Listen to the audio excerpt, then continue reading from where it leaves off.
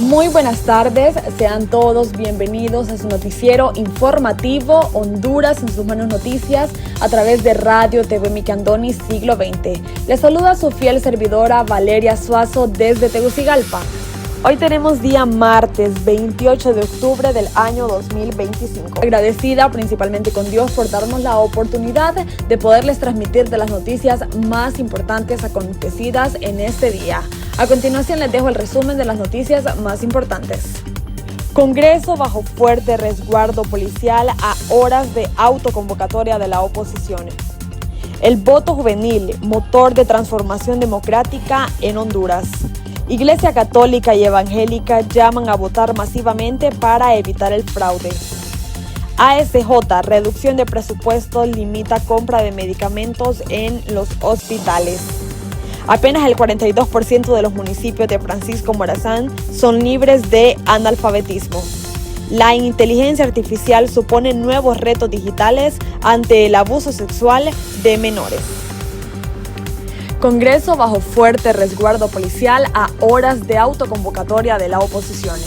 La oposición busca evitar la entrada en funciones de la Comisión Permanente, considerada un brazo político del oficialismo. Bajo un fuerte resguardo policial, amaneció este martes el Congreso Nacional a pocas horas de que la oposición girara una autoconvocatoria. Ante la inacción de la directiva del Congreso Nacional y su presidente Luis Redondo, la oposición citó para este martes a las 3 de la tarde con el propósito de extender el periodo de sesiones ordinarias. Las medidas de seguridad adoptadas por el Poder Legislativo incluyen la instalación de vallas metálicas en los alrededores de los bajos del Congreso Nacional y la revisión exhaustiva de empleados y visitantes que ingresen a este poder del Estado. A la misma hora de autoconvocatoria, Redondo convocó a la Junta Directiva y a los jefes de bancada a una reunión. Sin embargo, hasta ahora se conoce que los parlamentarios no asistirán al llamado del titular del Legislativo. Desde el pasado 27 de agosto, el Congreso se mantiene paralizado por la falta de convocatoria y los desacuerdos en la aprobación de millonarios préstamos promovidos por el partido de gobierno. En caso de que no se extienda el periodo ordinario, que vence el 31 de octubre, entrará en funciones la Comisión Permanente, integrada por 18 diputados, 9 propietarios y 9 suplentes. En el pasado reciente, esta cuestionada comisión ha sido señalada por cometer arbitrariedades y abuso de autoridad, luego de que desde allí Libertad y Refundación Libre nombrara con solo 9 votos al fiscal general y fiscal adjunto del Ministerio Público. Asimismo, desde la oposición, varios diputados advierten que la instalación de la Comisión Permanente buscaría violentar el rol constitucional del Consejo Nacional Electoral, provocando una crisis electoral y, de acuerdo con la Carta Magna, asumir la declaratoria de las elecciones. El voto juvenil, motor de transformación democrática en Honduras. A través de conversatorios con estudiantes de todo el país, el COEP busca fortalecer la participación cívica y motivar a nuevas generaciones a ejercer un voto consciente, responsable y comprometido con el futuro democrático del país.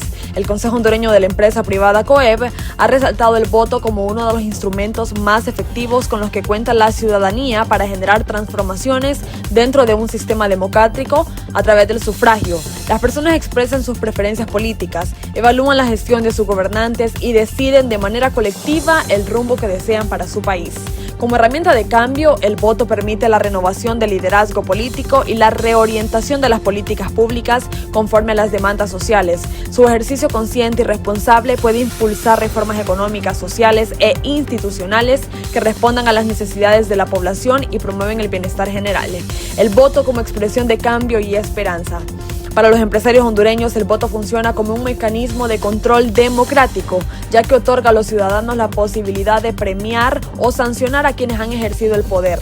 De esta forma se fortalece la rendición de cuentas y se fomenta la cultura política basada en la participación, la transparencia y la responsabilidad. En términos simbólicos, el voto es una manifestación de esperanza y de compromiso con el futuro. Cada elección brinda la oportunidad de corregir errores, redefinir prioridades y consolidar los verdaderos valores democráticos. Por ello, el sufragio no solamente es un derecho, sino una herramienta de cambio social que, en manos de una ciudadanía informada y participativa, tiene el poder de transformar la realidad política política de una nación. El COEP inició recientemente los conversatorios con los jóvenes de las universidades más importantes del país, con el fin de dialogar sobre la importancia del proceso democrático, sobre el voto y cómo esta herramienta política puede ser un cambio significativo en el país.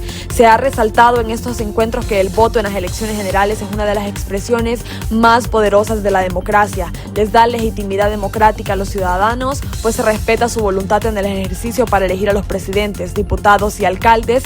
Además, les da legitimidad a las autoridades electas, garantizando que el poder emane verdaderamente del pueblo. Para el COEP, el votar es una forma de involucrarse en las decisiones que afectan al país. Cada voto representa una voz, una opinión y una esperanza de cambio o continuidad en las políticas públicas. El sufragio no solamente es un derecho, también es un deber ciudadano ejercerlos con responsabilidad, fortalecer la cultura democrática y promover la rendición de cuentas de los gobernantes. Iglesia Católica y Evangélica llaman a votar masivamente para evitar el fraude. La sociedad civil y las iglesias también han hecho un llamado a la hondureñidad para ejercer el sufragio el próximo 30 de noviembre. Ante la alarma generada de un potencial fraude electoral y con la convicción de que el voto masivo rompería cualquier intento ilegal de torcer el proceso, diversos sectores de la sociedad hondureña exhortan a la población a salir a ejercer el sufragio el 30 de noviembre. Casi de forma unánime, las organizaciones de la sociedad, iglesias, gremios profesionales, entre otros, han llegado a la conclusión de que la única manera de evitar un eventual fraude con el fin de quedarse con la presidencia de la República es convencer a la hondureñidad a votar y no quedarse en casa.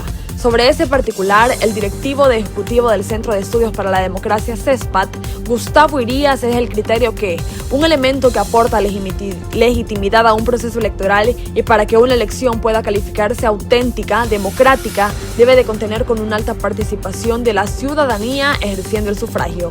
El experto en el estudio de los procesos democráticos del país considera que para que haya una influencia multitudinaria en las elecciones generales, en primer lugar hay que hacer un llamado a la institucionalidad electoral, especialmente al Consejo Nacional Electoral, por la necesidad de despolarizar la gestión de este ente ante el electoral. Las tensiones y confrontaciones que se han venido dando en su interior del CNE, particularmente a partir de las elecciones primarias, se convierten en un desincentivo de la participación electoral, crean un ambiente de incertidumbre e incluso nos preocupa ver algunas encuestas con una tendencia a una menor participación, expuso Irías. Teniendo en cuenta la influencia que tienen los procesos electorales en la vida de un país, especialmente en el ámbito presidencial, según Irías, las elecciones definen el destino político del país. Son elecciones que afectan la vida de las familias y de la sociedad y tenemos que participar en funciones de nuestras preferencias políticas. La invitación es a vivir un proceso democrático en paz y con civismo. Vienen también de parte de las iglesias, tanto católicas como evangélicas, concurren en que hay que ir a las urnas y votar por el futuro democrático de nuestro país. Diciendo, nosotros como cristianos invitamos a la población a orar, a pensar en el bien de Honduras y en la importancia de ejercer el sufragio. Es fundamental participar en la vida democrática del país porque todos somos parte y nos corresponde también salir a votar. Que cada hondureño se sienta parte de este proceso electoral y pueda realizar su voto con conciencia, alentó el sacerdote José Antonio Chavarría, párroco del municipio de Santa Lucía en Francisco Morazán. Con relación a los temores creados de un eventual fraude electoral, el religioso expresó: la verdad es que se han creado muchas narrativas, pero hay una expresión que yo he escuchado que es que el voto masivo podría acabar con cualquier fraude. Entonces, invitar a la población a salir a votar para no permitir. Si hay alguien que esté pensando en esto, no lo sé tampoco, pero si hubiera alguien que lo pensara, entiendo que el voto masivo destruiría el fraude. Reducción de presupuesto limita compra de medicamentos en los hospitales. Con menos recursos y compras de medicamentos insuficientes, hospitales públicos se enfrentan desabastecimiento que impacta la atención de miles de pacientes. A casi 2 meses de finalizar el año y con la reducción de 353 millones de lempiras, el impacto de manera directa en la compra de medicamentos en hospitales y centros de atención primaria deja a miles de pacientes sin tratamientos esenciales. En un informe, la Asociación para una Sociedad Más Justa advirtió que este recorte y la baja de ejecución presupuestaria reflejan una preocupante falta de capacidad para garantizar el acceso oportuno a tratamientos y servicios médicos en un sistema ya sobrecargado y con múltiples carencias estructurales. De acuerdo con datos oficiales de la Secretaría de Finanzas CEFIN, el presupuesto aprobado por la CESAL en 2025 bajó de 29.270.66 millones de lempiras a 28.917.99 millones de lempiras, lo que representa un retroceso en la inversión pública en salud, justo cuando la demanda de atención médica va en aumento.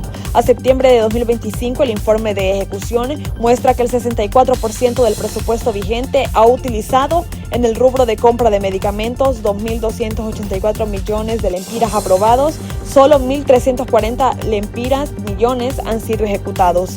La reducción de 851.9 millones de lempiras es de 37% en la línea presupuestaria para medicamentos agrava la crisis de desabastecimiento que viven los hospitales públicos, señaló ASJ, recordando que el acceso a fármacos sigue siendo uno de los principales reclamos para los pacientes. Una veeduría social realizada por la ASJ y la Red Nacional de Veedores Sociales en junio de este año reveló que el 59% de los pacientes y 63% del personal médico considera urgente mejorar el acceso a medicamentos. El estudio también muestra que 1 de cada 4 pacientes no recibe su tratamiento completo y que 38% padece de enfermedades crónicas, lo que agrava su vulnerabilidad. Apenas el 42% de los municipios de Francisco Morazán son libres de analfabetismo. Aunque la Secretaría de Educación aseguró que Francisco Morazán es libre de analfabetismo, docentes y estudiantes señalaron obstáculos económicos que limitaron el proceso de enseñanza. Con cuadernos en mano, decenas de adultos en Francisco Morazán emprendieron el viaje al saber ante lo que un día fue una promesa que les abriría la puerta a un nuevo mundo, la lectoescritura. Sin embargo, para llegar a ese fin, los centros educativos se sometieron a un reto que hasta la fecha aún no concluye en su totalidad, ya que datos proporcionados por la Secretaría de Educación apuntan que solo el 42% de los municipios en Francisco Morazán son libres de analfabetismo, siendo el Distrito Central el municipio con mayor incidencia de casos exitosos en cuanto al plan de formación a lectura y escritura de personas mayores a los 18 años. Y aunque Daniel Esponda, ministro de Educación, aseguró que el 100% de Francisco Morazán es libre de analfabetismo y que Honduras redujo su tasa de analfabetismo al 4%, estudiantes y docentes consultados aseguran que la historia no es así. Dijeron: a pesar de recibir talleres de analfabetización por profesores cubanos para desarrollar el trabajo educativo social TES, se nos asignó a una persona para alfabetizar, aunque al finalizar el proceso ellos nos aprendan mucho, aseguró Alejandra Martínez, anónimo por petición de la entrevistada, ya que para desarrollar la labor pedagógica maestros y estudiantes del sistema público enfrentaron retos que iban más allá de enseñar a leer y escribir, diciendo: el proyecto de alfabetización ayudó a muchísima gente, pero se presentaron situaciones que desde luego se salen de las manos de los estudiantes. Los educandos pedían que se les pague el día del trabajo, aseguró una de las maestras, que además pidió en anonimato. Estudiantes entrevistados por este rotativo coincidieron con que una de las mayores dificultades para operar bajo el sistema de aprendizaje cubano Yo Sí Puedo, a través del Programa Nacional de Analfabetismo José Manuel Flores Arquijo, fue la dificultad de cubrir lo que representaba un día de trabajo para los adultos en aprendizaje. Situación que también le ocurrió a los docentes del sistema público, que aseguran que debido a la presión y a las pocas herramientas brindadas, no realizaron los procesos de alfabetización, diciendo: hasta doctores cubanos llegaron a impartirnos capacitaciones para alfabetizar. Sin embargo, nos exigían que realizáramos el proceso de enseñanza en personas de nuestras comunidades y fuera de nuestro horario laboral, lo que molestó a muchos profesores de nuestro distrito, aseguraron los docentes. La inteligencia artificial supone nuevos retos digitales ante el abuso sexual de menores. El avance de la inteligencia artificial plantea desafíos inéditos en la protección de menores con víctimas cada vez más jóvenes y contenidos de mayor violencia. La inteligencia artificial IA generativa y la IA conversacional constituyen dos nuevos desafíos en la lucha contra el abuso sexual de menores en Internet, según señaló el eurodiputado del Partido Popular Español Javier Zarzalejos en una jornada organizada por la Oficina del Parlamentario Europeo en España sobre cómo proteger a los menores en las redes, diciendo: estamos en lo que se refiere a la protección de los menores en una situación crítica. En todos los ámbitos digitales la situación de la protección de los menores ha empeorado. Recalcó sobre el informe reglamentario para prevenir y combatir el abuso sexual de los menores en Internet. Añadió que no se refiere solamente al aumento de la circulación de contenidos de abusos sexuales, sino a la aparición de depredadores que ahora no buscan generar imágenes pornográficas infantiles en la red, sino inducir a los menores a producirse daño, inducirles al suicidio, pero también a la comisión de actos de violencia o reclutamiento para organizaciones criminales o de trata de personas. Los culpables de eso son los que hacen estas cosas, enfatizó el eurodiputado sobre las redes y criminales a los que hay que combatir. En el mundo real, a la par que vemos qué es lo que podemos hacer en el mundo digital. El Parlamento Europeo tiene ya aprobado desde hace 2 años su propio informe sobre la propuesta de la Comisión Europea de un reglamento europeo de prevención y de lucha contra los contenidos de abuso sexual infantil en la red, y censuró. Desde hace 2 años los Estados miembros, es decir, el Consejo, no ha sido capaz de generar una posición común que permita al Parlamento entrar en la negociación con los Estados miembros para que ese reglamento sea una realidad. Muchísimas gracias por permanecer conectados con su noticiero informativo Honduras en sus manos noticias a través de Radio TV Miquelandoni Siglo XX.